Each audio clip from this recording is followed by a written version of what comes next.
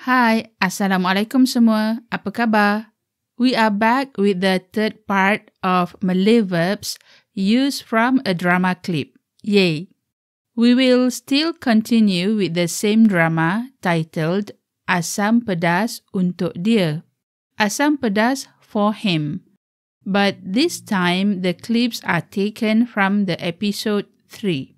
You can go to the link above or in the description to watch the drama.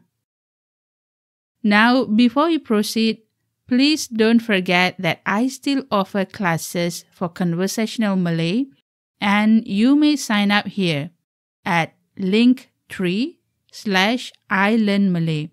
You may check the preferred day and time and also watch a sample of my class with one of the students. Remember, when you practice speaking every single day, you will be fluent in no time. Take this opportunity to learn from a Malay native speaker. See you in class. Now, let's go to the verbs. It is a short video and I hope you enjoy the lesson. Bagi pen. Bagi pen.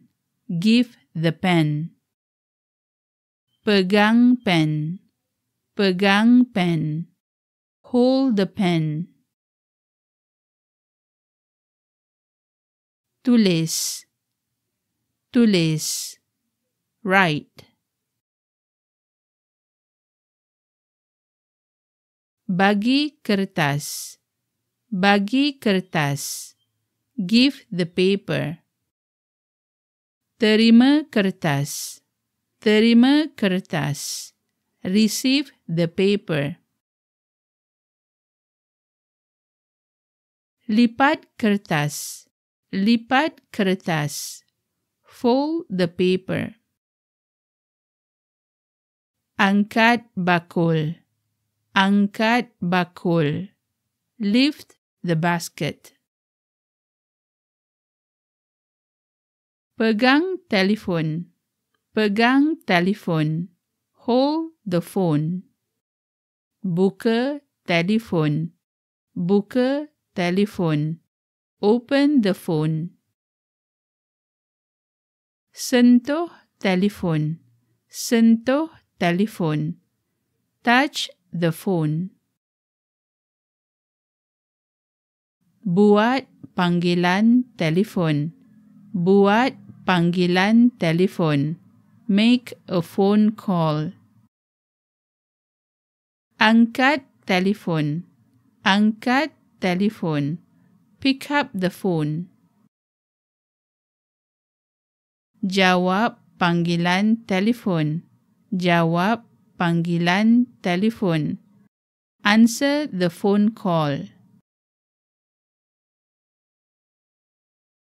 Garu kepala. Garu kepala. Scratch the head.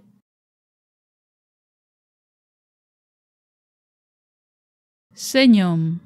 Senyum. Smile. Buka pintu. Buka pintu. Open the door. Sandar dekat pintu. Sandar dekat pintu. Lean on the door.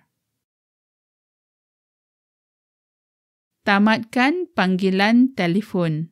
Tamatkan panggilan telefon. End the phone call. Here is the summary of the verbs.